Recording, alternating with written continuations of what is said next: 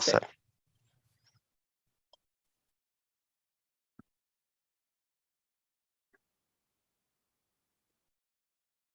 We had a very good response to the invitation. We had 1,100 and something RSVPs. So I know not everyone will be able to make it, but we'll share the recording of this video with all who have registered and post it on our website at CARP.ca.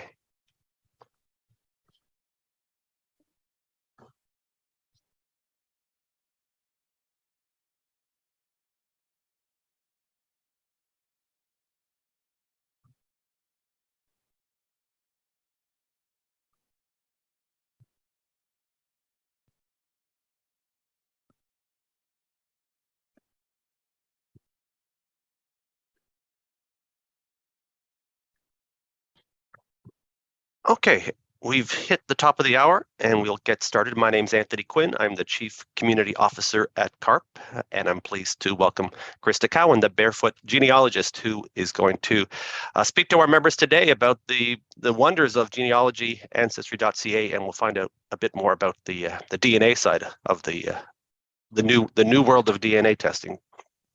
So Crista, I'll get out of the way. Over to you, and thank you very much for joining us today.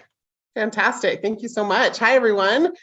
So I am the corporate genealogist here at Ancestry. Some of you may have seen me on YouTube. I have about 15 million views now, which my nephews take great delight in telling their friends that their 50-year-old aunt is a YouTuber. But there I'm known as the barefoot genealogist. I am, in fact, not wearing shoes at the moment, even though it did snow here this morning. I just kind of how I live life. So I've been with Ancestry for about 18 years, and my primary role here is family history education.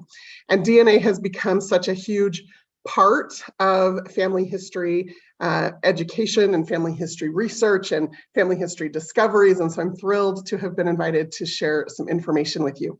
Now, if you joined us for the last webinar in this series, then you'll be a little bit familiar with some of the basics. We're going to repeat some of those today. Repetition is a great way to learn.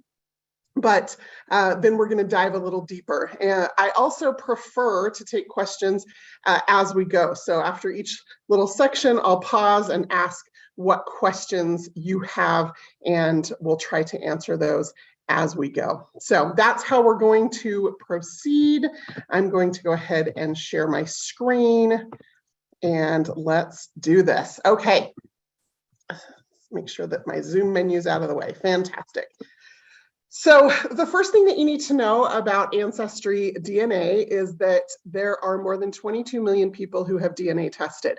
And the reason why that is important is because the larger the DNA network, the better your results, right? So the more refined your ethnicity results are, the more DNA matches you're going to get, the more discoveries you're going to make.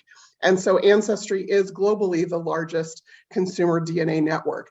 And when you pair that then with the 30 billion records that Ancestry has on the site and the 100 million plus family trees that we have on the site, really we're in this perfect position for you to come into this family and to start to make some really meaningful discoveries for yourself in your own family history. So here's what we're going to cover in our time together today. And correct me if I'm wrong, we've got about an hour and a half-ish. Is that the same? That's right. Time? Okay, yep. Perfect. So we're going to talk just about the basics of genetic inheritance. For some of you, this might seem like a biology 101 class, and so it might seem super basic. And for others of you, it might seem like a biology 101 class, and so it might overwhelm you. But what I'm hoping is that just to give us kind of a foundation of understanding about DNA, and hopefully you'll recognize why that's important as we go. Then I'll just talk about some basics about testing and setting up your account, privacy options, some of that information. And again, I'm happy to field questions as we go. And then we'll take a look at the actual results you get with your test. I'm going to share my own results. So while we are recording this and we'll make this available, I would just appreciate it if you didn't take any screenshots. I don't want them floating around out in the ether. So that's how we're going to proceed. So let's talk about the basics of genetic inheritance.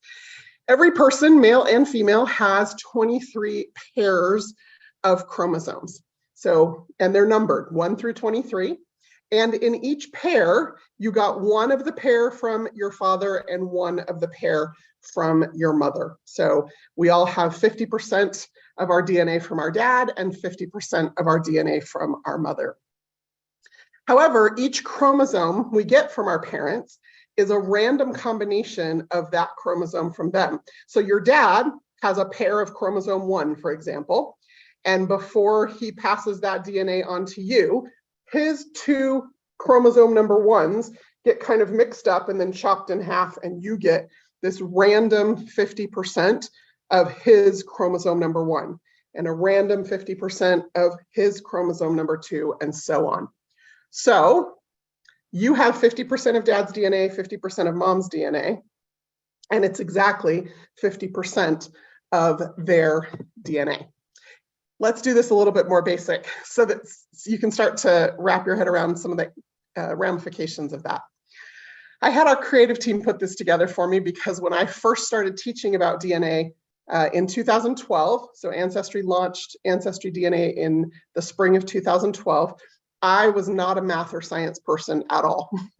And so I took crash courses from the DNA science team here at Ancestry and then had to regurgitate that information. And for a while, that's all I was doing, was just regurgitating information, until one day it just clicked.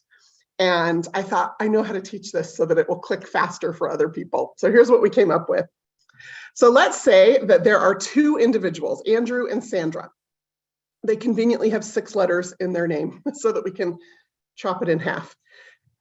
So Andrew and Sandra, 6 letters.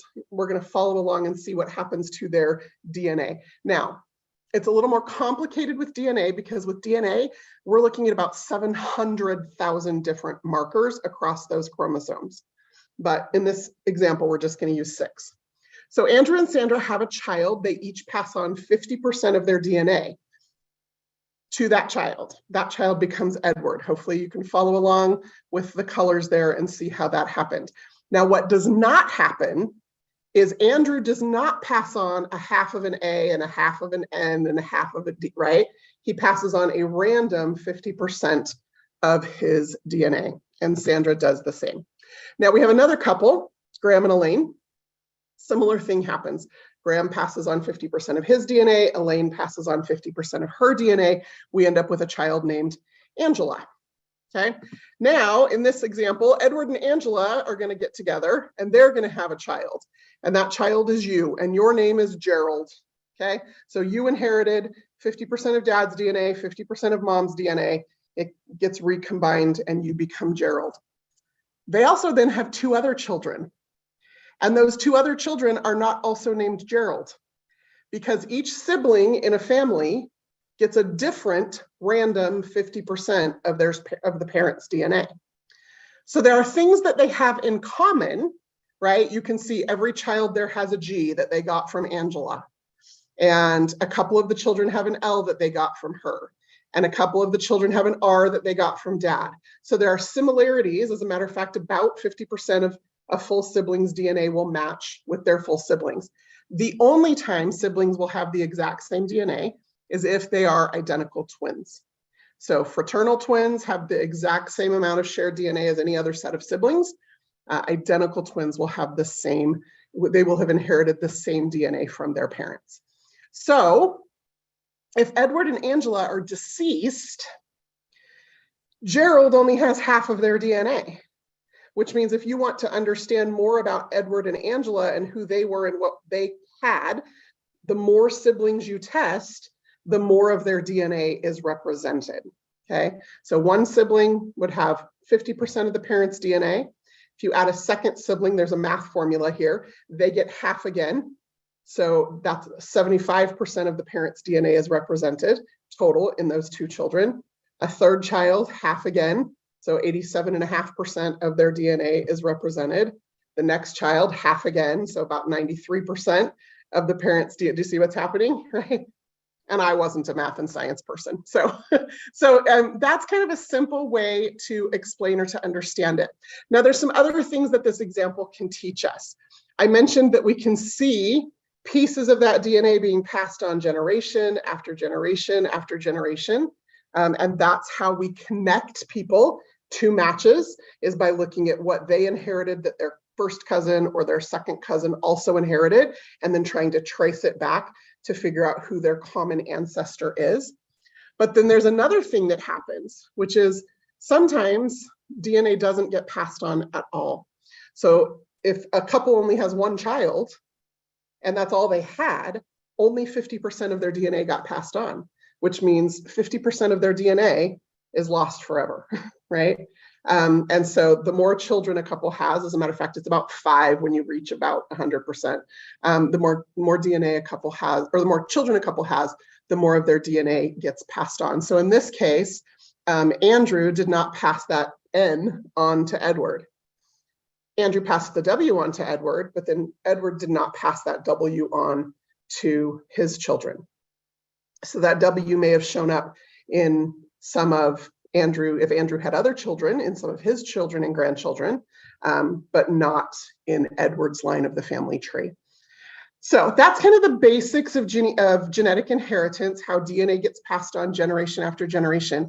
And again, it's really important to understand kind of that basic inheritance so that you can start to understand things like ethnicities and matches, which is the results that you're going to get from your test. So I'm just going to pause there for a second. I want to make sure we're all kind of level set on this idea of genetic inheritance. Are there any questions about that particular topic? No, Crista, there were no specific questions, and it's a great way to understand Right? what we're looking at. Yeah, that makes tremendous sense. And I'm not a science student, Right. so I understood it. Thank you very much. Fantastic. If there are any questions as Crista's speaking, please do enter them in the chat box or in the Q&A box, and we'll get right to them at the next stop. Fantastic. Okay, so let's keep going then. So when you take an Ancestry DNA test, you just go to Ancestry.ca. Right there on the homepage, there will be a link to order a test. We'll ship it to you. It comes in a box. It is a spit test or a saliva sample test. So you get a little test tube. You can see it there on the screen. You spit into it. It's only about 1/4 teaspoon of saliva, which sounds like not a whole lot until you're actually trying to produce that much saliva. So here's a few tricks or tips. The first one is when you take a DNA test, first of all, you don't want to have eaten or drank or smoked or anything in your mouth for about 20 minutes before you take the test. That just makes sure that the DNA sample you provide is going to be clean and have what we need. Another little tip is I always recommend that this is super gross that we're talking about spit, but what you want to do is you want to like maybe push your cheeks in against your teeth a little bit and kind of massage them against your gums and let the saliva pool in your mouth before you try to provide the sample. It just means it'll be easier. It also means that what you're going to do is you're going to slough off some of those white blood cells from your cheeks into your saliva sample, and that's actually what we're testing, is those white blood cells. So just some tips for how to actually provide a sample, because sometimes people will provide a sample, and if their sample's contaminated, we'll try to process it, but then we'll tell you that it failed, and then you'll have to request a new kit. Now, the new kit is free. We don't charge you again, but you'll have to wait the time to get that back. Sometimes people provide a clean sample, but there's not enough of those white blood cells in their saliva, and so we'll try to extract the DNA. We make 3 attempts, and that can take up to about 6 weeks.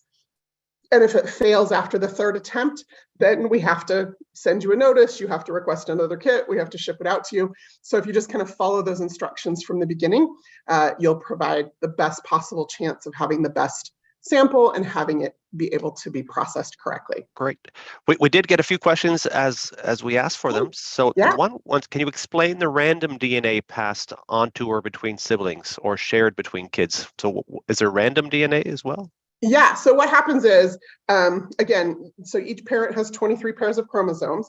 So chromosome 1, it gets recombined in the parents and then split in half. So that's what I mean when I say random. Random just means there's no control over it, right? Nature controls it. We have no control over it. So a random 50% of that DNA gets passed on to that child. For each child, that process occurs again, kind of new. And so siblings are going to share about 50% of their DNA, but that means that they'll have 50% of their DNA from their parents that the other sibling does not have. That's how that works. And each parent contributes exactly 50%? Exactly 50%. All right, and the other question was, pardon me, can DNA be lost? I'm not sure. Robert's asking, can DNA be lost? But I'm not sure. Yeah, so just like in this example here on the screen, so Andrew had this W, right, in his DNA. He passed it on to Edward, but then Edward did not pass that W on to any of his 3 children. So that's what we mean when we say DNA gets lost. It means that piece of DNA that has been passed down through all of time, right, then does not get passed on to the next generation if they have fewer than 5 children, usually is the threshold for that. And Jane asks, do we know if there are factors that influence what DNA elements are passed on? There are not. It's all entirely controlled by nature. So. Okay. Okay. Thank you. Fantastic. Okay. So after you've provided your sample, you'll see there's in each kit, there is a little cap with a blue preservation solution on it. So you take the funnel off, you screw the top on, the blue preservation formula or solution drops into the tube. You shake it up to mix it with your saliva sample. And that's why we can then ship the saliva sample through the mail. And it doesn't matter how hot or cold it is as it sits at the post office or as it makes its way to our lab, that the DNA in that sample will be preserved until we can receive it and begin processing it. Again, another little tip, if you haven't taken a test, sometimes, if you screw it on too quickly or too tight, the blue solution doesn't drop into the tube. And so if you just kind of loosen it a smidge and then retighten it, you'll see that it falls in pretty quickly. You put that in the bag. There's a pre-addressed, prepaid little box. You stick it in, ship it off to us. We collect those and then batch ship them to our labs. So Ancestry works with 2 different independent laboratories. So they are not, Ancestry doesn't own our own DNA processing labs. They are labs that are held to security and privacy and precision standards that are industry-wide for DNA processing. And when I say industry-wide, I don't just mean consumer DNA testing, but also other DNA testing that happens. And so they get then processed. And one of the steps in the activation is to actually activate your kit. So the tube will have a number. That same number will be on the back of the instruction card that you'll receive. And you just go to Ancestry.ca to activate the DNA test. What that means is, if you already have an Ancestry login, so if you've already started a tree or ever done a free trial on Ancestry, or if you have a subscription to Ancestry's historical record collection, you're going to want to log in to your Ancestry account, your existing Ancestry account, and then follow the activation instructions. What that ensures is that your DNA test results and your tree are all on the same account, and you don't accidentally end up with 2 separate accounts, okay? If you've never used Ancestry before, just follow the activation instructions and it will create a free registered guest account for you on Ancestry, and that's where your DNA results will be returned to. And that activation process is just simply a matter of providing us with an email, your name and age, and then that ID number, or that kit number that's on the tube and on that activation card. That's important to get accurate, okay? And so, it's important that you do that step. We have a lot of people, for some reason, who send us DNA kits, never activate it, so we have no clue who to return the results to, because the tube itself is completely anonymous, right? All we know is that there's a number on that tube. The lab has no idea who you are or where you're from or anything about you. And so we need that kit activated so that when the lab returns the results to Ancestry, we know who to return those results. Right. And how, Jane asks, if there is an expiry date on their use. There is not. So those kits are good as long as that little blue preservation solution is still in liquid form. So if it dries up, I think I've seen that happen once, and it was a kit that was like 3 years old. Or if for some reason that blue solution gets punctured or drains out, that's the key. If you run into that situation, no solution or dried out solution, you can just contact us and we will deactivate this kit and ship you a new kit for free. So there's no additional cost for that. Great. Okay, so then comes the hard part of DNA testing. You have to wait, right? That after you activate your test and ship in your sample, it takes us usually about 6 to 8 weeks to process that.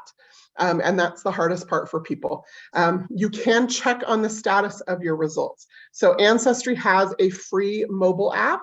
So you can download the mobile app on your phone and then log into the account you created with your email address. Or you can just log into the website, and on the DNA status, you'll see exactly where it is in the process. And so you can follow along. And then when your results are ready, we will send you an email to the email address you registered with and let you know that your results are ready. That will take you back into your Ancestry account, and that's where those results are going to be delivered. So a couple of just quick words about privacy and about DNA ownership. So like I mentioned, all that's on the tube is a number. So the lab itself has absolutely no clue anything about you or who you are. They then return those results to Ancestry, and Ancestry is the one who affiliates that kit number with a specific account and ID information. Now, in your Ancestry account, you have control over a few things. The first thing is you decide whether you want your real name to show up or a username. So I show up on my account as Crista Cowan because I don't care. Apparently, who knows who I am, but some people do. And so some people have the username, you know, like Mustang Sally 64, right? And nobody knows who she is because that's the username she's chosen to show to customers or to show to other people on Ancestry. So you have full control, real name or username. The second thing you have control over is who can see your results. So you get your results, and part of those results we'll go over in a minute include a match list, meaning we show you the other people on Ancestry in the DNA network who have taken a test, who share enough DNA with you that we can predict a genealogical relationship between the two of you. And if you want to see that list, that means other people will see you on their list, right? And so it will show how much DNA you share with them. If you only want to just get the ethnicity piece of it, you don't care about the cousin matches, you can turn off matches, which means you won't be able to see who you match, but they also then won't see you on their match list. So that's the second privacy control that we give you. And then the third one is you can, at any time, because it is your DNA, delete your results. You can completely delete your results, you can delete your account, you can have your sample destroyed. Like, that is, again, a choice that we give every user to make. So because we provide that level of control and privacy, ownership is important. So you own your DNA. Ancestry does not claim any ownership to your DNA sample or to your DNA results. That also means that every adult has to activate their own DNA test with their own email address. So I couldn't buy kits for everybody in my family and just start testing people and own those results. Each of them has to activate it. Now, we do have a mechanism for sharing, and I'll show that to you, but every adult has to do that. Parents and guardians can legally test minor children if they so choose. And Ancestry allows you to activate the test of a minor child on your account if you choose to do so. I would actually recommend if you're gonna, encourage to test a child, or if you're going to encourage your children to test one of your grandchildren for any reason, that you just create an email for them and have them, create that account. The reason is because, so I have a nephew who was super interested in DNA testing a few years ago when he was underage. And if his parents had activated it under his test, now that he's 18, he would never be able to access that on his own. So we just created him his own account that his parents controlled until he turned 18. And now he has access to that. Okay, so are there any questions then about the activation process, privacy, ownership, control? A question about, pardon me, Krista, about safety. So there's no risks to, other than, I guess, perceived security risks or information being shared. There's no physical risk to taking a DNA test. It's just like brushing your teeth. Yes, that is correct. Yeah, like the actual providing of the sample is not going to create any physical problems at all. Yeah. And a couple of questions about not being born in North America and Ancestry.com versus .ca versus UK. It's one big company, and information is shared internationally. Yeah, so that 22 million people in the Ancestry DNA network is the Ancestry DNA network, and it is global. We currently sell DNA tests in 84 countries around the world, and have customers from all of those countries. And we also have customers from countries we don't sell in. Somehow they manage to like have friends or family members buy them and ship them to them. So it is a global database. It's just that depending on what country you live in, you access that through the .ca site or the .com site, but you're accessing the same database. And there are a number of other companies that provide DNA tests. Are those results able to be integrated into their Ancestry profile at all, or do you require the Ancestry test to be taken? So you do have to take the Ancestry DNA test. So we are a closed network, and there's a couple of reasons for that. And the number one reason is actually for privacy and security. So if we allowed people to take DNA results from somewhere else and upload them into the Ancestry database, that kind of compromises the integrity of that database, because it wouldn't just be people who took a test from one of the other genealogical genetic testing companies that could upload in that case. Then, law enforcement could upload DNA samples, and people could swipe DNA samples, and like there's just no control over, the chain of custody and the integrity of the database if we allowed uploads. So that's the number one reason that we don't. The second reason is actually kind of a scientific reason. Each company tests a large number of markers, but the arrays that we use to do that are not all identical. And so if you uploaded results from one of the other companies and you're comparing it to your Ancestry DNA results or the other 22 million people who've taken the test, it wouldn't always match up precisely. And so your results might be a little bit skewed. Carol asks if she wants to know if there's a blood relationship between herself and a person in the UK. If they each did a test, would it reveal the likelihood that they have a blood relationship? Yes, absolutely. Yeah. So if anybody who tests in the Ancestry DNA network, regardless of where in the world you're from, we're going to compare you to them and show you those results. In your first presentation to us, you talked about families can be messy, and there can be some secrets revealed in genealogy. And Bob asks if this test can establish paternity. So it can, yeah, absolutely. As a matter of fact, that's the top relationship that will show up on your match list, and there is 100% confidence that you share 50% of your DNA with this person.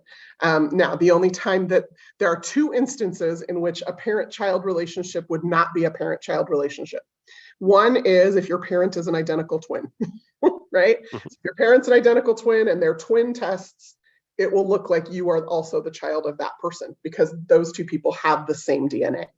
The other situation is in the case of bone marrow donors. So a bone marrow donor donates bone marrow. The bone marrow recipient then, that bone marrow of the donor is what produces their white blood cells for the rest of their life. And so they actually have their own DNA, and then they have replicated DNA of their donor. And so if they were to take a DNA test, it would look like they were the donor. And when we find that out, we actually delete those tests because you can't own somebody else's DNA, even though it's in your body. It gets kind of messy. And a follow-up from Stella, she's asking if you're adopted, but you don't want birth relatives to find you, how could you protect your anonymity? So I know you mentioned there's a ways to do that. Yeah, so the first way is to use a username instead of your real name, and you can make up whatever username you want to use. And then the second way is to opt out of matching. However, if you opt out of matching, that also means you won't be able to discover who they are. So if you want to discover who they are, there has to be some amount of visibility, but the username will help protect some of that. Okay, thank you. Okay, let's keep going. Awesome.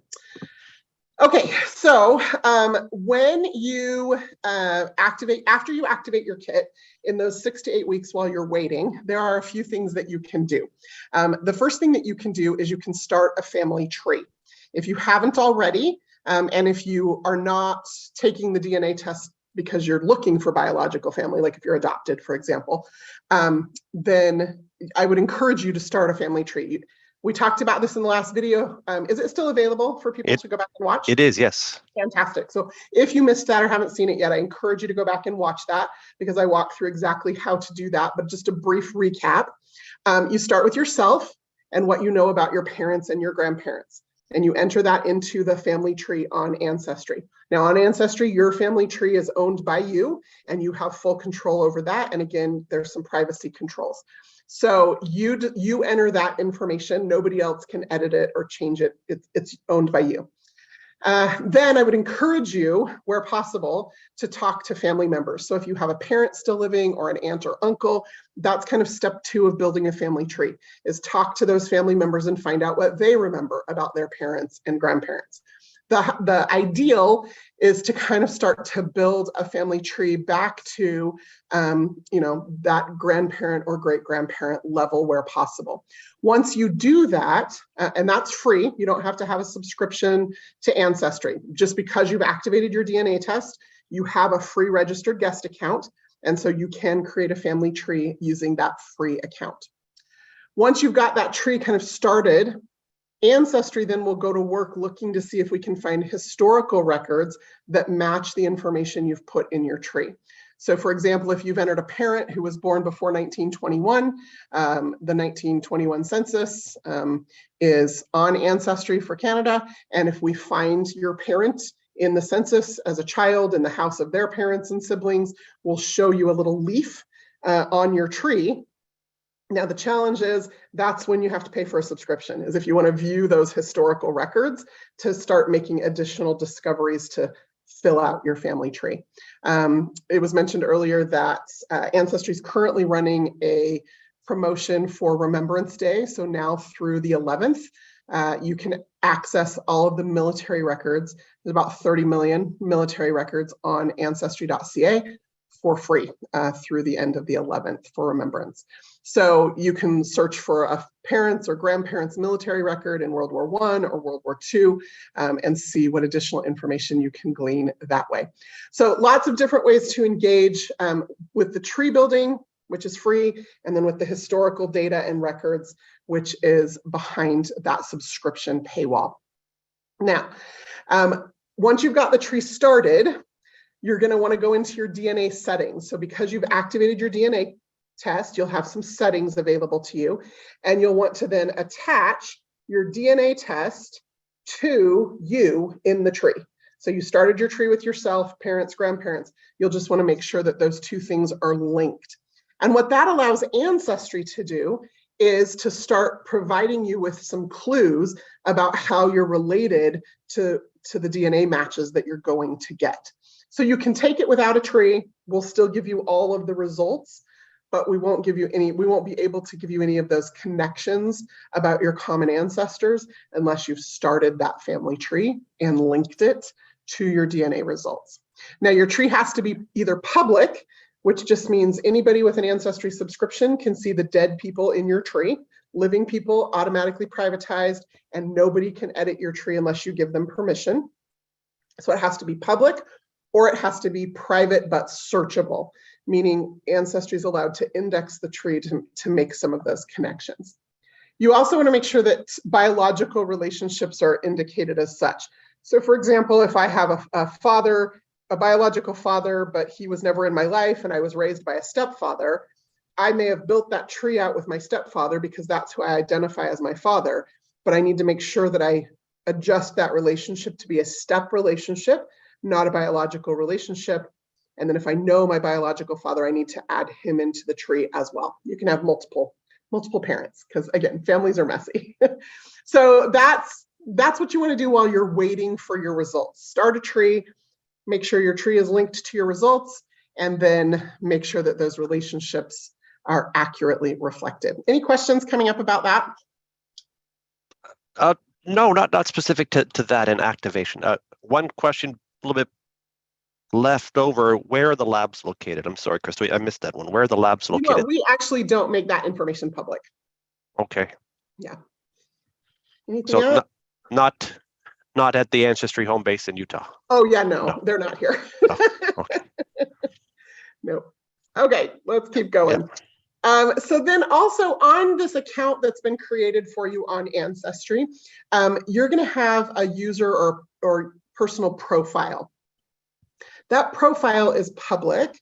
So again, you'll see here, this is my username. It's really cryptic, right? Crista Cowan 1. You can choose to show your real name or to show a username. And then you also can choose what additional information you want people to see about you. I've chosen to show the town where I live, the town and the state where I live. Some people just show the state, some people just show the country, some people choose not to show anything at all. You can also select the age range. Clearly, I haven't updated mine since my birthday last Tuesday, but you can choose to make that information public or not, up to you. And then you can write a little bit about yourself.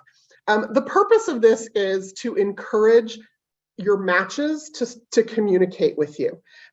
For some of you, that may seem like, no way, no how, I don't want it. That's fine, just leave all this blank.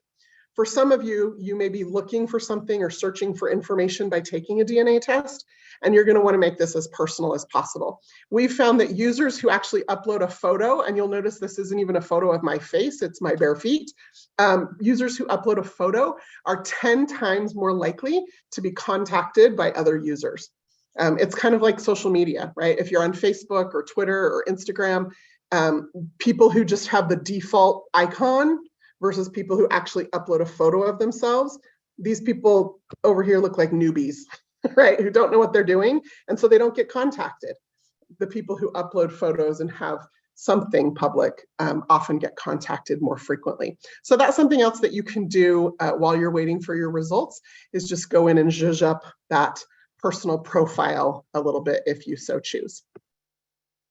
Okay, that's the end of that section. So we're going to close that out, and now we're going to get into the real meat of this.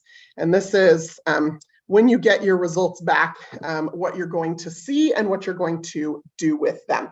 So when you get your results back, there's a couple of things that I want you to consider before you just dive in. So the first thing is, what is it that you're trying to discover? Like, why are you taking a DNA test? Some people take a DNA test just simply because they're curious, right? They just want to know more about their genetic ethnicity. They want to know, what percentage Viking they are, what percentage, indigenous they are, whatever the case may be. So some people, it's just simply a matter of curiosity. And if that's why you're taking the test, that's just fine. And I'll show you exactly where you're going to go to look at those results and what they're going to look like. Some people take the test because they're looking for a layer of genetic evidence. So maybe they've been doing family history for a long time. Maybe you've got a big leafy family tree, and you want to have a layer of genetic evidence to prove that you did it correctly. That was why I took the test. So I've been doing family history since I was a young teenager. My parents did it for a couple decades before I came along. They, had inherited things from their family. So we had a really robust family tree, but I wanted to make sure that we'd made all the correct linkages back through time, and that somebody hadn't either taken a wrong turn in the records by connecting the wrong people, or that there wasn't misattributed parentage somewhere. And that's actually the most frequent thing that happens, is you end up with, finding out your third great-grandfather's father really wasn't who everybody said it was, or that your second great-grandmother's mother wasn't the woman you thought it was. That woman was actually the second wife because her mom died in childbirth with her. And that story just never made it down to you, and it wasn't evident in the records. And so the genetic evidence of DNA helps us to layer on those connections. So if that's what you're in for, you've got some really fascinating, difficult, but fascinating work ahead of you. Some people have unknown parentage. So whether you're an adoptee who's looking for your biological family, or your parent or grandparent was adopted or orphaned, or shipped over from the UK or put on an orphan train. There's lots of different scenarios currently and in history where people have just completely unknown parentage. And DNA is the solver for that. As a matter of fact, here in the US, we for 4 seasons, we had a television program called Long Lost Family. I don't know if y'all have a version of that in Canada or not. But each episode was 2 individuals on this journey looking for a biological parent, or a sibling that they'd gotten separated from when they were in the foster care system, or different scenarios. And my team did all of the research for that television show, and we used the DNA results almost exclusively to do that research. So that's another reason. A third reason why people might take a DNA test is for brick walls. So if you've been trying to find your great-grandfather's mother forever, and you hit wall after wall after wall in that search, DNA can bust that wall wide open and give you all sorts of new clues and paths to follow in that process. And then the fourth reason that people often take a DNA test is to find lost cousins or locate cousins. Sometimes my great-grandfather, who I knew, he was one of 98 first cousins on just his father's side of the family. It blows my mind. So his father or his grandfather had 18 children, and those 18 children produced 98 grandchildren for this man. And my great-grandfather was one of those 98 grandchildren. And I've been tracing the descendants of those 98 grandchildren for about a decade and a half now. We're up to about 10,000 of us total. And one of the things that we've discovered repeatedly is that there are photographs and stories and even artifacts. As a matter of fact, this third great-grandfather of mine, he and his wife immigrated to Toronto from Scotland in 1830. And then from Toronto, about 6 years later, they came down into Ohio and then ended up in Missouri. And anyway, but all along that way, his wife carried her tea set from China that she had inherited from her grandmother. And just a few years ago, through a DNA match that I had connected with that is related to this same third great-grandfather, I discovered that tea set still exists, and it is in the family. Like, one of the great-great-great-granddaughters had inherited it. There's so many of us, though, we had to connect those dots. And with that tea set came some stories that she had had. So connecting with these cousins who have common ancestors, that in their branch of the family tree, some of that information may have filtered down. So all of these things are possible with your DNA results, and you can do all of them, or just spend a minute kind of thinking about what it is that you're hoping to get out of DNA. As a matter of fact, if you want to drop that in the chat, I would love to kind of read through some of the reasons why you might consider taking a DNA test, or reasons why you have taken a DNA test. I think that would be kind of an interesting thing to read through. So that's kind of what you're going to get out of your results, like what you're going to be able to do with your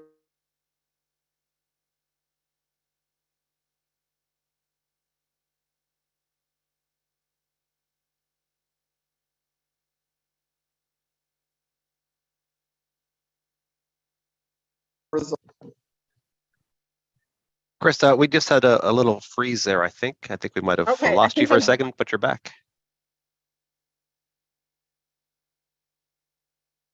And gone again. Back.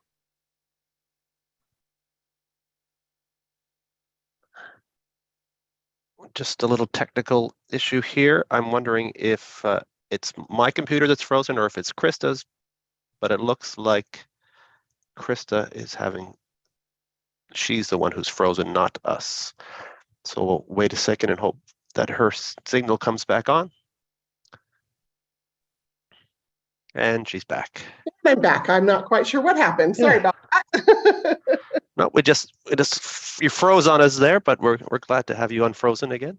Fantastic. So were there any other questions that came in as I was talking about the reasons for taking a DNA test?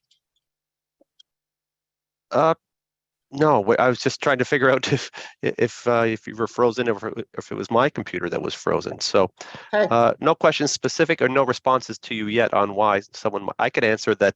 I am really interested in finding out more about my wife's history. As I mentioned before, she's Filipino father with Chinese heritage. That's all we know about him, and Argentinian mother with European roots. So we're looking to see what that breakdown will be.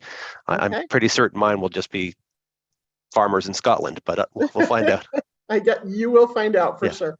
Okay, let me go ahead and share my screen again. And what we're going to dive into now is actually my results. And so these are live results on the site. Again, if you would just, we are recording it and the recording will be available, but if you would just not take screenshots of my DNA results, that would be great. So when you get your DNA results, they're going to come into your Ancestry account that was created when you activated your kit. They're going to be found under the DNA tab here at the top. And you can just go to your DNA results summary. That's the fastest, easiest place to start. So your results are going to come here in 3 parts. You're going to have your DNA story, your DNA matches, and through lines. So we're going to just start here at the left and work our way over to the right. So the DNA story is what most people think about when they think about DNA results. And that is, we take your DNA and we compare it to a reference panel of people from regions all over the world. And we can then give you an ethnicity estimate that shows you what percentage of each of those regions your DNA most looks like. Now, a couple of things to remember. One is, this is looking at a modeled population of where in the world your DNA was 500 to 1,000 years ago. So if your family's been in Canada for 200 years, you're not going to come up as Indigenous Canadian unless your family was in Canada 500 to 1,000 years ago. Of course, then it wasn't Canada. That's a whole other story. Okay, that's the other thing to remember, which is country borders have changed over time. And so these are not geopolitical designations, even though we have used the name of current countries. We tried using more ethnicity grouping labels for a period of time in the early days, and it just confused people, right? Because they didn't understand the difference between Gaelic and Celtic and, you know, Germanic and whatever. And so now we affiliate them with kind of loosely with country boundaries, but you have to remember that a country boundary is really just a line on a map. And particularly 500 years ago, those lines were very differently drawn than they are today in many cases. The other thing to know is that our Ancestry has a team of scientists, population geneticists, biologists, and what they do is they continue to look at the emerging data to see if they can increase the size of the reference panel. Every time we increase the size of the reference panel, we actually then are going to recompare your DNA. And that means these numbers sometimes shift as they get more precise. And so Ancestry does an ethnicity estimate update about once a year, typically in the fall. So these numbers are not set in stone, because again, if you've got a math or a statistics brain, this is easily understandable. But as the reference panel grows that we compare you to, you're going to see some slight shifts. So here's my ethnicity estimate. You can see 31% Scottish, 21% English and Northwest Europe. And you'll notice as I hover over each of these, it lights up over here on the map. And you know, so you can kind of follow along. 15% Welsh, 13% Sweden and Denmark, 2% Norway, 2% Baltics.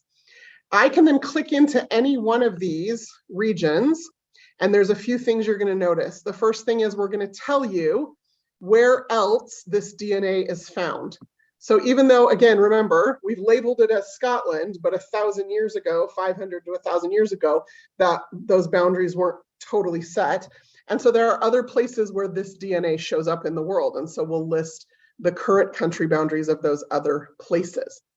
We also are going to show you a range. So my DNA falls out at about 31% Scottish, but the range of DNA is actually from about 5 to 31%, which is a big swing. And in the British Isles, that's not surprising because there's lots of intermixing between Scottish and Irish and Scottish and English and Welsh and English, right? And so sometimes teasing those apart gets a little bit tricky. So we actually run your DNA comparison 1,000 different times, and we give you the average of that. So that's the number that you're seeing. If you continue to scroll down, we'll give you some additional information about that particular region if if it's new to you or if you want to learn more about it. So every one of those is clickable. Now, the other thing that we do is we also provide you with what's called an ethnicity inheritance. So this is brand new this year. So after 10 years and amassing enough data from users that we can finally do this. This is super exciting. Remember I talked about 23 pairs of chromosomes, and in each pair, you got one from dad and one from mom. Now they don't come labeled. Like your body doesn't have, your DNA in your body doesn't say this one's from mom, this one's from dad. We just know you have 2 at each location. But what our science team can now do, because of the size of the data, is we can split it out and we can show you each chromosome in the pair. So we can say this is one parent and you got this from the other parent. And we can do that all the way through all 23 pairs of chromosomes. And so now we can see side 1 and side 2, or parent 1 and parent 2. What that means then is that if I know enough about my dad, or we can use your wife as an example, right? She's got this Chinese on one side and Argentinian on the other side. She'll be able to look at her results and it will say parent 1 has this ethnicity and parent 2 has this ethnicity, and she'll be able to tell really clearly which one's mom and which one's dad. Yeah. Right? But for some of us like me, where both of my parents are also very white European, I wasn't able to tell right away because one was more Scottish, one was more Irish, but it was all kind of mixed up. And so we'll just label them parent 1 and parent 2. And then you have to figure out and label which one is paternal and which one is maternal. Stay tuned. I will show you how to do that a little bit easier if you have common ancestors. This is also clickable. And so I can come in here and actually dive into it a little bit deeper if I want to. So for example, if I want to see where all of my Scottish is, I can click on Scottish. And you can see I got just a smidge of Scottish from my dad and a whole bunch of it from my mom. And I can do that with any one of these ethnicities. Got about the same amount from each parent of Irish and so on. And then below that, there is a full chart.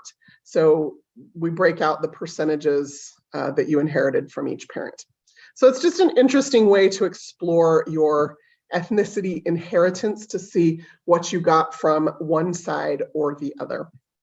Now, if we continue down this DNA story after the ethnicity estimate and after the parental inheritance of ethnicity, below that, we're going to have DNA communities. And this is something that is super exciting to me as a genealogist because ethnicity inheritance is interesting, but 500 to 1,000 years ago is far enough away that most of my family tree does not go back that far. As a matter of fact, yeah, most of my family tree. I think I have like 2 ancestors in my tree that are from the 1500s, and that's about it. Like I have one brick wall in Ireland in 1832, right? Like, so a lot of my tree doesn't get back far enough for that to be super meaningful for me. So the other thing that Ancestry can do, because 22 million people have tested, because 100 million family trees are on the site, because people have linked their DNA to their trees, here's what we can do. We go into this DNA results and we can see who matches who are the 3rd and 4th and 5th and 6th cousins to each other. And what we start to see is these networks of matches forming in our database. And our science team can look at those networks and then try to figure out why are all these people related to each other in this big giant cluster. And then we can label that cluster. And those clusters then can be labeled to specific communities around the world. We have about 1,700 of them that we've been able to identify. So while your ethnicity estimate is showing you where in the world your DNA was 500 to 1,000 years ago, your communities are showing you where you have family members who have lived within the last 200 years.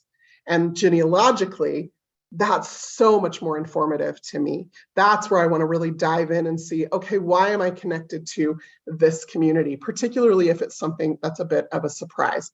Now, in my case, neither of my communities are a surprise.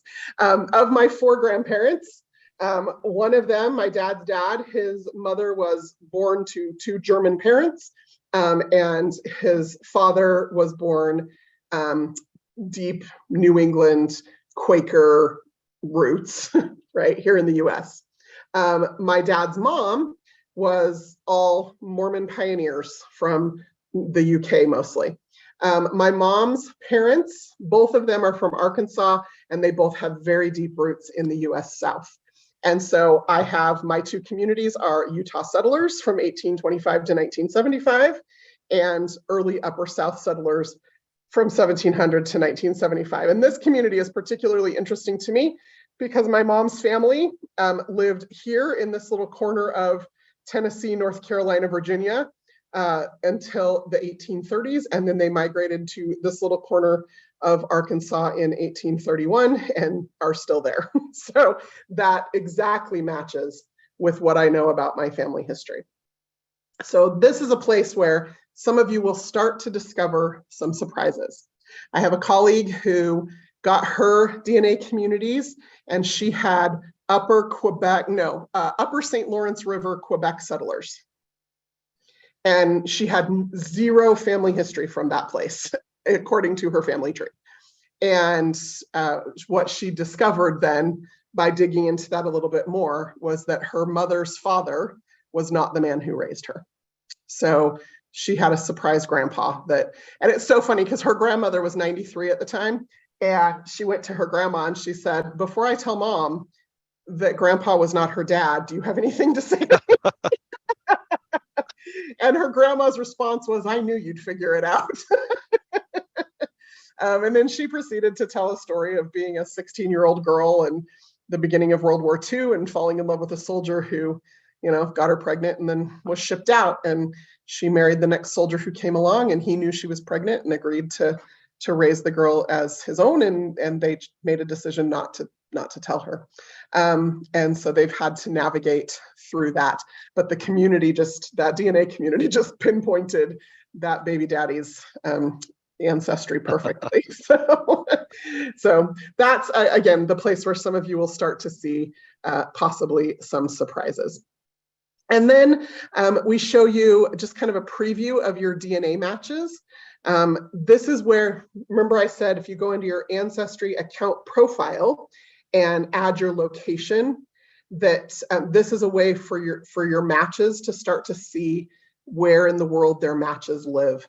And so you can get kind of an idea of, do I have a lot of matches who live, in Ontario, or a lot of matches who live in British Columbia? And you can start to kind of see clusters of where your matches are living, and it gives you kind of an idea of where you might want to start focusing to connect with them in some way. So sorry, Crista, of that 37,000 number that you list as potential matches, that means they are in some way connected to you. Yep. 37,000 plus people. Right. But how do you drill down into that number for those that might be closer than very distant? I will show you that next. That is the perfect question. Right. Before I move away from this DNA story, is there any questions about ethnicity estimates or DNA communities, anything else that people want to question? It's more people saying this is so interesting and exciting. So it's you haven't brought up questions, I don't think, but people are really learning a lot here. Good. As I am too. Good. I will show you one more thing on this page before we go away from it. In that ethnicity estimate section up here at the top, there's a little link right here that shows you all 1,800 plus regions. So that includes the ethnic regions and the communities that Ancestry tests for. And so if you want to just see, for example, you mentioned your wife's Asian heritage, right? You can come in here and actually see if Ancestry tests for whatever particular region might exist. So this is showing everything, not just the ones that you're connected to. And sometimes that's kind of an interesting thing to explore as well, especially for those like myself who are kind of history nerds. So, Okay, let's go back to that DNA summary page. We just looked at this section here on the left entitled DNA Story. Now we're going to dive into the DNA matches. And before we do that, let me just give you some context, and I'm going to hope I don't freeze again when I share this presentation, because I think that may be what glitched me out a second ago. Okay, so if you have a family tree, this is kind of easier to wrap your brain around. If you don't have a family tree yet, I'm going to share mine here on the screen so you can kind of follow along and start to visualize what these matches are going to mean to you. So each one of us has 2 parents, right? There's my parents, Stephen and Sue, and 4 grandparents, and 8 great-grandparents, and 16 great-great-grandparents, okay? If somebody is my sibling, full sibling, we're going to have the same set of parents. That seems easy to wrap your brain around. If somebody is my first cousin, we're going to have the same set of grandparents. If somebody is my second cousin, we're going to have the same set of great-grandparents. If they're my third cousin, we're going to have the same set of great-great-grandparents. If they're my fourth cousin, do you see what's happening to my fingers? We're going to have the same set of great-great-great-grandparents, right? So whatever the cousin number is, the number of greats is always going to be 1 less. So if somebody's an 8th cousin, you're going to have a common set of 7 times great-grandparents, right? So that's kind of an easy way to start to wrap your brain around what exactly a cousin means.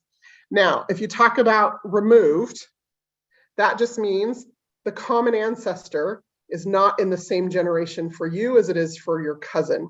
So for example, my dad's first cousin, they have the same set of grandparents. But that first cousin of my dad, to me, is a first cousin 1 time removed, because it's my great-grandparents and it's their grandparents. That is our common set of ancestors. So that's kind of how that moves. Now, here's the other thing to know. Every time you take a step on the pedigree chart, the DNA gets cut in half. So I have half my dad's DNA. That means I have about 1/4 of my grandfather's DNA. And I have about 1/8 of my great-grandfather's DNA. Okay, so we're just cutting it in half each time you take a step down the chart. So when you start to connect cousins, you're taking steps on both sides. You've got a great-grandparent, they give half their DNA to each child, then they give half their DNA to each child, then they give half their DNA to each child. Those 2 people are going to be second cousins to each other, and it means they're only going to share about 3% of their DNA because you've halved it each time you've worked your way down. So starting to wrap your brain around what a cousin is and what that means is going to help make your matches make so much more sense. So when you go into your DNA match list, I talked about how we just introduced this new feature that allows you to see which ethnicity you got from which parent. Actually, we're still rolling it out to users. This is a brand new feature within just the last few weeks. We now can also show you which of your matches come from parent 1 and parent 2. And this is sometimes for some of you an easier way to decide which parent is parent 1 and which parent is parent 2, because if you've got close family members who've tested, it's easy to say, oh, that's my dad's side, that's my mom's side. And so you can edit that from parent 1 to parent 2 to label it as paternal or maternal. So I've done that here. So you can see how my 37,000 matches kind of break out, right? We're just seeing the homepage. What are you trying to discover right now? Oh, well, let me stop sharing and reshare and see if that fixes it. Okay. Having some weird tech issues today, aren't we? Okay. There we go. Did that reshare? Yes. Fantastic. Okay, thank you for letting me know. So when you go into your DNA matches, this is the tab that you get taken to if you have this new feature. And again, it's rolling out to all users from now through February. So depending on when you get your results, you may not have it yet. But what this allows me to see is how many of my matches came from my dad's side versus how many of my matches came from my mom's side of the family tree. It also then shows me that inheritance by parent, which communities I got from which parent, and some of the last names in the family trees of those matches so that I can start to make some of those connections. I can then click on these tabs up here. So this location tab, again, is pulling from that profile of users, and it shows me where in the world my matches live today. And again, you choose to share that or not if you want. I find it super fascinating. I have this one match over here in Hawaii. I need to get to know her. I have one match out here in Sydney, a couple of matches in Germany, or nope, that's the UK. I've got this match here over in Germany. And then, of course, the majority of my matches, not surprisingly, are located in the US South and the Intermountain West of the United States. I do looks like I do have a few scattered in Canada as well. So that kind of just shows me, of the matches that I have who have chosen to put their location on their profile, it shows me where in the world they live, and I can zoom in on those and then explore them if, connect with them if I so choose. So that's this location tab. Then we have the all matches tab, and this is where most people are going to spend most of their time. And this is going to show you exactly who you share DNA with, how much DNA you share with them, and Ancestry will predict what we think the relationship is based on the amount of shared DNA. So in my case, both of my parents have tested, and the good news is they both came back as my parents. For some people, this is where the surprises begin, right? For some of you, it's with your communities. For some, it's with your match list. So both my parents show up. I share 50% of my DNA with each of them, and that's great. I also have tested all 4 of my siblings. They all came up as full siblings, so that's also good news. And I did have a conversation with each of my parents before I tested them. And sometimes that's important because as soon as you take a DNA test, that secret is out. Sometimes that secret is out even if that person doesn't test. Like if I had tested one of my siblings and they'd come up as a half sibling, if I hadn't already had that conversation with my parents, that information would now be out there. So you have to think carefully both about what you're willing to face when you take a DNA test, what surprises might come up. And then when you ask people to test, if you want to, help make more discoveries by testing a sibling, for example, you need to let them know that that's the risk they're taking as well. So when you talk about risks, I would say this is the number one risk, is that people will find out secrets, and every single family I know has them. Right. In our case, my parents are my parents, my siblings are my siblings, but my mom discovered a half sibling that she did not know she had. So my grandfather fathered a child when he was 17 years old, and we don't even know if he knew because he's long deceased, so we can't ask. But that came out. Luckily, we've developed a lovely relationship with my new Aunt Carol, but that was something that our family had to navigate. My father discovered a couple of cousins that second cousins that some of his cousins had placed for adoption. And now we've brought them into the family fold, but that kind of caused some disruption in their biological families as we had to navigate some of those discoveries and some of those revelations. And so just be aware that as far as I'm concerned, that's the number one risk, is that the truth comes out. So I have all 4 of my siblings tested. They all come up as my siblings. Now, when we start getting to this category called close family, that is where things get a little fuzzier. So you get exactly 50% of a parent's DNA, so we can tell that they're your parent.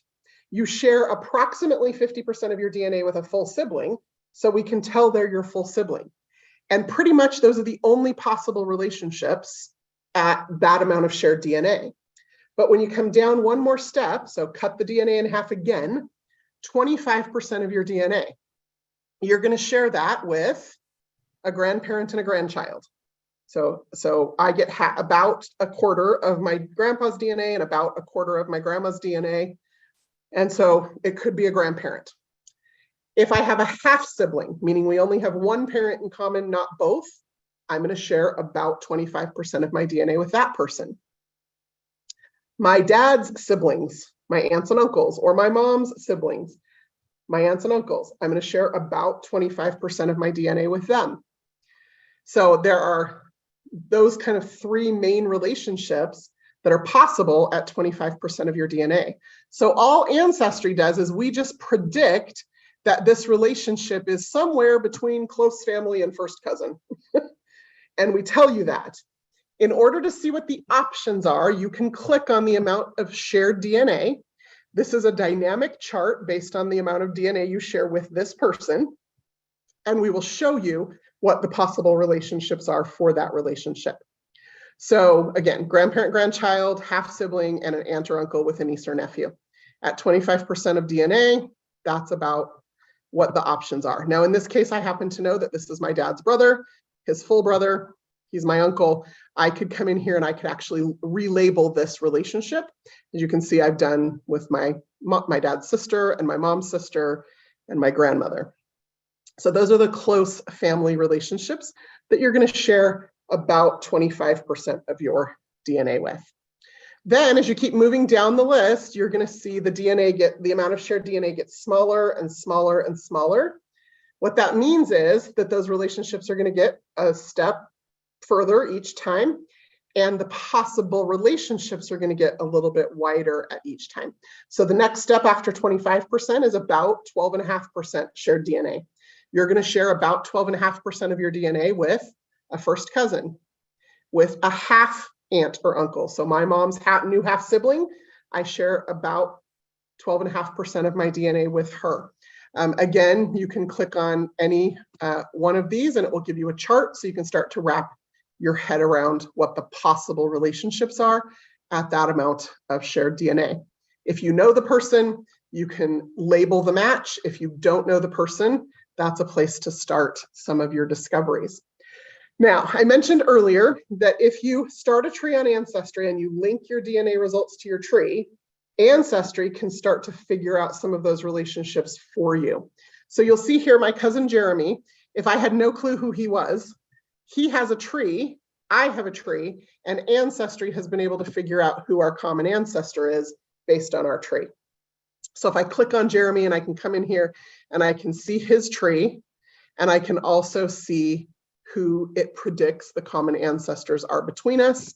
I can click on that and it will actually then show me the path or the exact relationship. So in this case, there's me and my dad and my grandpa, and then there's my Uncle Brad and my cousin Jeremy. So we'll show you how we think you're related based on your trees. Means your tree doesn't have to go all that far back. It means your matches tree doesn't have to go all that far back, because sometimes Ancestry can find the data to fill in the gap in the other 100 million trees on our site. And so we can start to show you some of those relationships. So that's kind of the basics of this. Now, you're going to get an initial match list when you first test. Then, as new people test, you're now part of the network. They're going to get matched to you. So they will get slotted into your match list where they fit. So this is a descending match list based on the amount of shared DNA. So if I got a new, first cousin that showed up, they would just be slid into this list where they exist. So one of the other things that we allow you to do is sort your match list by date. So you can see the newest matches that you've just received, and we'll put them at the top of the list so you can see what new matches you have. The other way you can see what new matches you have is you can filter this match list of 35,000 people by unviewed. So I've looked at all of these matches, but if I click unviewed, it's going to show me the matches that I haven't looked at yet. They have this little blue dot next to them. And then as soon as I go in to view that match, that blue dot goes away. So it's a quick and easy way to do that. Okay, I'm going to pause and see what questions we've got before we do our last segment and wrap up here. Right, lots of questions. Good. One to respond to first was someone who took a test in 2017 and has seen changes in where her heritage came from. You mentioned that a bit in our first meeting, that the more people who get tested, the more information we learn. So can you explain that a bit? Yeah, so let me give you an example.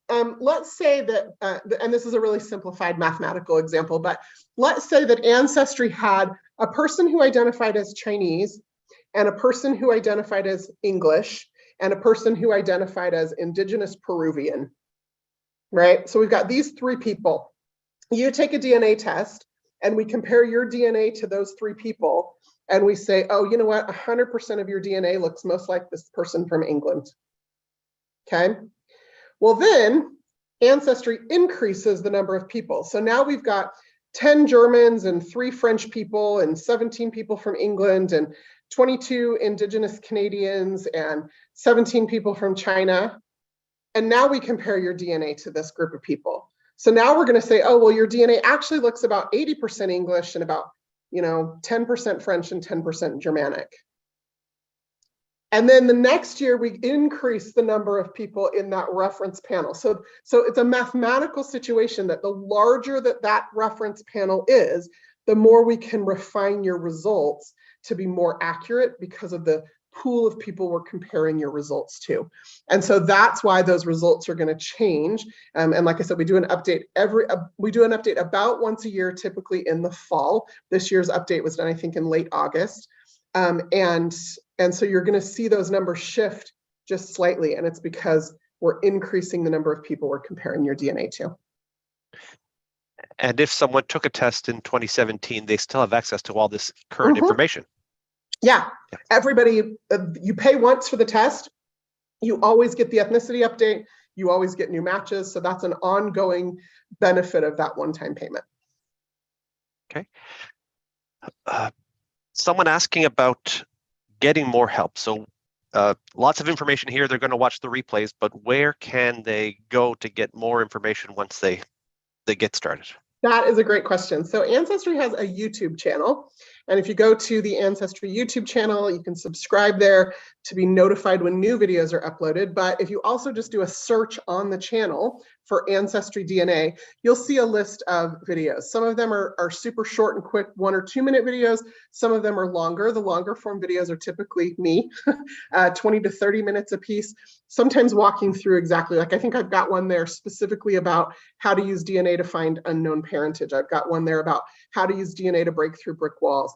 Anytime there's changes made to the site, I will publish a what's new video on the Ancestry YouTube channel, and that will walk through the changes that we've made so people can kind of get a tour of that or understand how to navigate that. When new features are introduced, like this new side view technology that can show you parent 1 and parent 2, I'll typically do a video. So if you're a video-based learner, YouTube is the #1 place to start. If you're more of a read and do kind of a person, on Ancestry, there's a help menu. Click that help menu and you can go to the support center. We have an entire DNA section there, and you can kind of read through the titles of the support articles. Oftentimes they'll have screenshots to walk you through different things and help you navigate the site that way. If you start with a pseudonym, can you change your name to a real name? You can. At any time in your DNA settings, you can toggle back and forth between your real name or your username. If someone is interested in this but doesn't want or is unable to do the work themselves, can they hire a genealogist to help them? You can, but what I would also, there's a couple of options here. So we haven't talked about this yet, but you can, once you've taken your DNA test, share that DNA test with anyone. So for example, I tested both of my parents. I've also tested my grandmother. They then shared those results with me. My grandmother has since passed away, so her account is dormant, but I have her DNA results shared to my account and I manage them. And so I work with her results to help make those discoveries. So if you've got a genealogist in the family, or you as the genealogist want to get people tested, they can share those results with you. But yes, also, if you want someone to do it for you, if you go to Ancestry, as a matter of fact, let me show you. On the site, we have an Extras tab right up here at the top. And if you click on Extras, we have Pro Genealogists. So Ancestry owns a...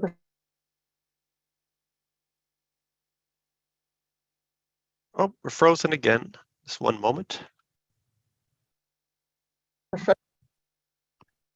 We just froze again, screen Crista. sharing. Yeah, we're back again. Yeah. Maybe. No, we're frozen again.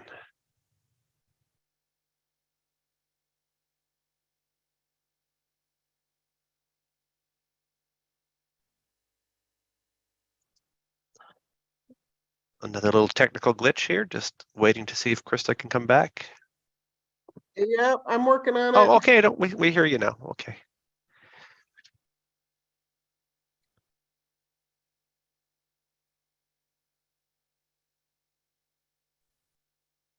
We're back. Screen sharing. I'm not sure what's going on. Sorry about that. No problem. So you were just talking about sharing trees and information, but what happens if someone dies, and what happens to the account and the information that they've put up on the web? So yeah, so if you have created a tree and or taken a DNA test and it's sitting on your account, if you have not shared either of those things with anyone else, they just stay on your account. That account goes dormant, but other people can still view that information as needed if it was public. What I highly recommend is that everyone has some kind of genealogy estate planning. So for example, I have my password and my username listed with my estate papers. My family has instructions there about what to do with, my test and my grandma's test and, all the other things that are there on that account. However, if you have a parent, for example, who took a DNA test and has passed, you can contact Ancestry, and you just have to prove that they're deceased and that you are their inheritor, and we will transfer that account to you. And again, people can pay to receive the DNA test in the mail and submit it and get access to this. And the Ancestry.com or .ca can be accessed for free, but there are monthly plans to access records if you want to dive further in. Yep. So you can pay month to month to access the historical records. You can access just the records from Canada, or you can access all 30 billion records on the site. And you can cancel that subscription at any time. And your tree is still there. Your DNA results are still there. You just can't access those historical records until you resubscribe. And CARP members are eligible for 40% off the full Ancestry plan. So I think that works out to less than $14 a month, I believe, is the cost. It is. I just saw a question come in from Margaret. She said her sister-in-law had her brother, so her sister-in-law's husband, tested, and he is now, or they're both now deceased, and she wants to have access to those records. So what you need to do, Margaret, is you need to have their son. It says you mentioned that they have sons. You need to have their son contact Ancestry with proof of the fact that both parents are deceased. We can transfer those accounts to the son, and then if the son so chooses, he can transfer it to you. That's up to him. And we had this question from a number of people over the last number of weeks. They're currently Ancestry customers, and they're asking about the CARP membership. Yeah. And we believe, and I've been told that yes, they can apply the CARP discount at their next payment opportunity. Correct. So yeah, if you need to contact member services, you can do that. And what they'll do is they'll just cancel your existing subscription. So then it'll run through the end of your subscription period. And then you can sign up for the CARP subscription with that discount to start as soon as your current one expires. And you answered this question in the previous session, but the vastness of the records that one has access to are international. So one gentleman asked about getting records in Turkey. So tell us just a bit more about how far that stretches. 30 billion records from 80 countries around the world. And we add an average of about 3 million new records per day to the site. The easiest way to see if we have records for the country of your interest is to go on to Ancestry with that free registered guest account, and go under the search menu. There's a card catalog, and you just type in the name of the country, so Turkey, and hit enter, and we'll show you what, if any, records we have for that specific location. And if it looks like we've got enough for you to spend some time diving into, subscribe for a month, try it out, see how it works. And if it doesn't, just keep checking back, because like I said, 3 million new records a day being added to the site. I'm trying to get through these questions here. Well, I did see one come in asking if the CARP discount also applies to the DNA test, and it does not. However, I think if there's not a sale going on the DNA tests right this minute. There will probably be within the next few weeks. I believe there is. I took advantage of it, and I shared a link to it in the invitation to this meeting. So check that invitation. You'll see the link to the discount on the price. And for the first time, I've noticed that the price is actually cheaper in Canada than it is in America. Well, So that's I haven't seen that very much in any outlet. So that's good for us to know that. Good. Okay, Crista, that's it for the questions I see right now that are. Okay, you know what? Let me just I did see another couple of questions coming in here, and I just want to make sure we touch on these, and then we'll wrap up. So Suzanne asked about so her mom took a DNA test and passed away. The sister got access to the account, and Suzanne wants access, and so that's a family matter, Suzanne. You're going to need to talk to your sister to see if she'll give you access, and hopefully she will. If not, the only other way you could gain access is if you are legally, if there's some legal agreement as far as the inheritors of your mother's estate, you could contact Ancestry and share that information. We're just really concerned about protecting the privacy, even, within families, because you have 50% of your mom's DNA. We're not just going to share her DNA with anybody. So we do need that proof of both the relationship and the right to have access to that. So hopefully that works out. And then there was another question here from, I think it's Inese, about insurance companies or law enforcement accessing the DNA database. And nobody has access to the DNA database except Ancestry, the Ancestry science team. Basically, like, they have full access because they do a lot of research for the genetic communities and the traits and some of the other features that we provide for the service. We do not provide access to insurance companies, certainly not employers. Law enforcement, the only way access would be provided is if they presented a valid search warrant for that. I will say Ancestry publishes a transparency report every year. You can find that on our website. We have been served search warrants, but so far we've been able to negate all of them. So we have never provided access to any of our DNA data to law enforcement to date. And if they wanted your DNA, they could come to your front door and get it just as easily. Right, yeah, way easier. Yeah. And if someone is building a family tree in another program or using another piece of software, there are ways to get that information into Ancestry. Yeah, absolutely. So I mentioned the DNA network is a closed network. So you have to take a DNA test from Ancestry to get into the Ancestry DNA network. And it is the largest consumer DNA network. However, if you have built a tree somewhere else, maybe in some genealogy desktop software or one of the other genealogy websites, all of those have a function that's called export, which creates a file called a GEDCOM.